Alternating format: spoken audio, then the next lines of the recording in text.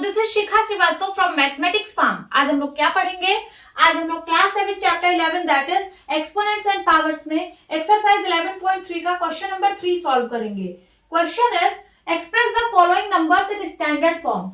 आपको इन नंबर्स को स्टैंडर्ड फॉर्म में एक्सप्रेस करना है। तो किसी भी नंबर को स्टैंडर्ड फॉर्म में लिखने के लिए हम डेसिमल पॉइंट को उस जगह पर लगाते हैं कि डेसिमल पॉइंट के लेफ्ट साइड में सिर्फ एक डिजिट का नेचुरल नंबर हो। यहाँ पे देखिए मैंने सिर्फ एक ही डिजिट बनाई है और नेचुरल नंबर 1 से स्टार्ट होते हैं। मींस या तो यहाँ पे 1 होगा, या तो 2, या तो 3, या तो 4, या तो 5, या तो 6, या तो 7, या तो 8, या तो 9। एक डिजिट का कोई नेचुरल नंबर हो। सपोज यहाँ पे क्या है 5 है। और डेसिमल पॉइंट के बाद कितने भी डिजिट हो सकते हैं और हर एक डिजिट पर कोई होल नंबर हो सकता है। होल नंबर 0 से स्टार्ट होते हैं, ठीक है। तो यहाँ पे कोई सा भी होल नंबर हो सकता है। सपोज यहाँ पे 0 है, यहाँ पे 5 है, यहाँ पे 6 है, यहाँ पे 8 है, यहाँ पे 3 है, यहाँ पे 2 है। डेसिमल पॉइंट के बाद कितनी भी डिजिट्स हो सकती हैं और हर एक डिजिट पर एक होल नंबर होगा। मल्टीप्लाइड पावर ऑफ 10, 10 की कोई पावर होगी। सपोज यहाँ पे पावर है 4, ठीक है। तो ये जो नंबर है ये स्टैंडर्ड फॉर्म में लिखा है, ठीक है। ये नंबर जो है वो स्टैंडर्ड फॉर्म में लिखा हुआ है। अब चलिए इन नंबर्स को स्टैंडर्ड फॉर्म में एक्सप्रेस करते हैं। फर्स्ट इज 5 के बाद 7 0। 5 के बाद 7 0 मीन्स 5 करोड़। अगर मैं आप लोगों से पूछूं कि इस नंबर में डेसिमल पॉइंट कहां पे है, तो यहाँ पे है डेसिमल पॉइंट। किसी भी नंबर के आगे हम 0.0 लिख सकते हैं, ठीक है। जैसे 2 है तो 2 को हम 2.0 लिख सकते हैं। उसी तरीके से 5 करोड़ है तो 5 करोड़ को हम 5 करोड़ 0.0 लिख सकते हैं। अभी डेसिमल पॉइंट यहाँ पे है। स्टैंडर्ड फॉर्म में लिखने के लिए हमें डेसिमल पॉइंट को कहाँ पे ले आना होगा, यहाँ पे, कि डेसिमल पॉइंट से पहले सिर्फ एक डिजिट का नेचुरल नंबर हो। तो पॉइंट यहाँ पे लाएंगे तो हो जाएगा क्या 5.0000000। आप लोगों ने पढ़ा होगा कि पॉइंट के बाद कितने भी जीरो हो उसका कोई मतलब नहीं होता है, ठीक है। तो 5.0 ही इसको लिखिए।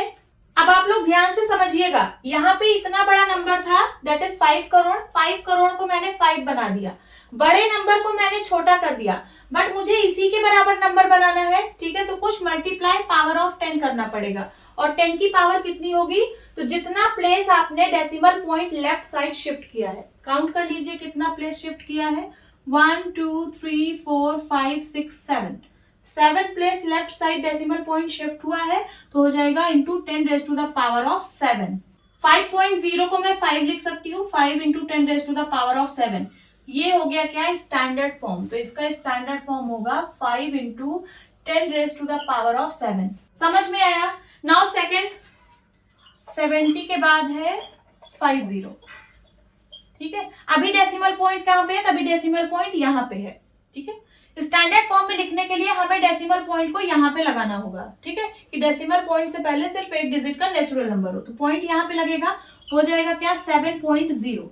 आगे मैं 0 नहीं लिख रही हूँ क्योंकि आगे 0 लिखने का कोई मतलब नहीं है। पॉइंट के बाद कितने भी 0 लिखे हो उसका कोई मतलब नहीं होता है, ठीक है। अब इतने बड़े नंबर को मैंने इतना छोटा बना दिया। इतना बड़ा नंबर था, इसको मैंने 7 बना दिया, बट मुझे इसी के बराबर नंबर बनाना है, तो मल्टीप्लाई पावर ऑफ 10 करना पड़ेगा। और 10 की पावर कितनी होगी, तो जितना प्लेस आपने डेसिमल पॉइंट लेफ्ट में शिफ्ट किया है, काउंट कर लीजिए 1 2 3 4 5 6, ठीक है। 6 प्लेस शिफ्ट हुआ है तो हो जाएगा 10 raise to the power of 6। 7.0 को मैं 7 लिख सकती हूँ, 7 into 10 raise to the power of 6। ये हो गया इसका स्टैंडर्ड फॉर्म। अब चलिए डायरेक्ट सॉल्व करते हैं। ये देखिए इतना बड़ा नंबर है, इसमें डेसिमल पॉइंट कहाँ पे है, तो यहाँ पे है 0.0। किसी भी नंबर के आगे हम 0.0 लिख सकते हैं, ठीक है। स्टैंडर्ड फॉर्म में लिखने के लिए हमें डेसिमल पॉइंट को यहाँ पे लगाना होगा, ठीक है। तो चलिए लगा देते हैं, हो जाएगा 3.1865।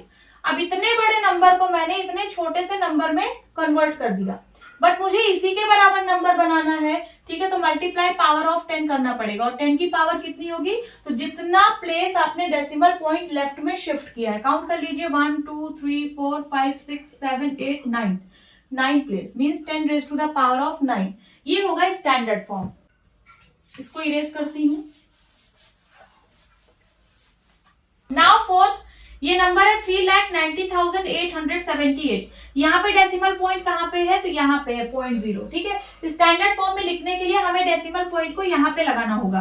तो ये हो जाएगा क्या 3.90878। इतने बड़े नंबर को मैंने इतने छोटे से नंबर में कन्वर्ट कर दिया। देखिए ये 3,90,878 था, इसको मैंने कन्वर्ट कर दिया 3.90878 में, बहुत छोटे से नंबर में कन्वर्ट कर दिया। बट मुझे इसी के बराबर नंबर बनाना है तो मल्टीप्लाई पावर ऑफ 10 करना पड़ेगा। और 10 की पावर कितनी होगी, तो जितना प्लेस आपने डेसिमल पॉइंट लेफ्ट में शिफ्ट किया है, काउंट करिए 1 2 3 4 5 प्लेस शिफ्ट किया है तो 10 raise to the power of 5। ये हो गया स्टैंडर्ड फॉर्म। नाउ फिफ्थ में देखिए ये नंबर है 39,087.8। पॉइंट यहाँ पे है, बट स्टैंडर्ड फॉर्म में लिखने के लिए हमें पॉइंट को यहाँ पे लगाना होगा कि डेसिमल पॉइंट से पहले सिर्फ एक डिजिट का नेचुरल नंबर हो। ठीक है, तो पॉइंट यहाँ पे लगेगा, हो जाएगा 3.90878। ठीक है, अब ये इतना बड़ा नंबर था 39,087.8, इसको मैंने इतने छोटे से नंबर में कन्वर्ट कर दिया, दैट इज 3.90878। ठीक है, बड़े नंबर को छोटे में कन्वर्ट किया, बट मुझे इसी के बराबर नंबर बनाना है तो मल्टीप्लाई पावर ऑफ 10 करना पड़ेगा। और 10 की पावर कितनी होगी, तो जितना प्लेस डेसिमल पॉइंट लेफ्ट में शिफ्ट हुआ है, काउंट करिए 1 2 3 4 प्लेस शिफ्ट हुआ है तो हो जाएगा 10 raise to the power of 4। ये हो गया स्टैंडर्ड फॉर्म। नाउ सिक्स्थ, देखिए ये नंबर गिवन है 3,908.78।